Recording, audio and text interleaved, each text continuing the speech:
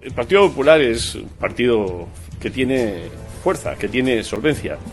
Esa solvencia como partido, además, queda demostrada en nuestro papel fundamental en la conformación de las principales instituciones de la comunidad autónoma y convencidos de que tenemos que configurar esa alternativa, vamos a abrir un proceso de diálogo, de negociación, para conformar ese cambio en la comunidad autónoma de Aragón. Y lo vamos a hacer desde esa moderación, desde esa centralidad y desde ese sentido común.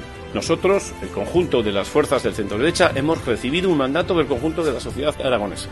Creo que es un mandato claro y eso quiere decir que intentemos conformar un gobierno alternativo al de la izquierda en nuestra comunidad autónoma. Y eso requiere, además de actuar con prudencia y generosidad por parte de todos, también requiere que actuemos en coherencia con ese mandato que nos ha dado el conjunto de la sociedad aragonesa.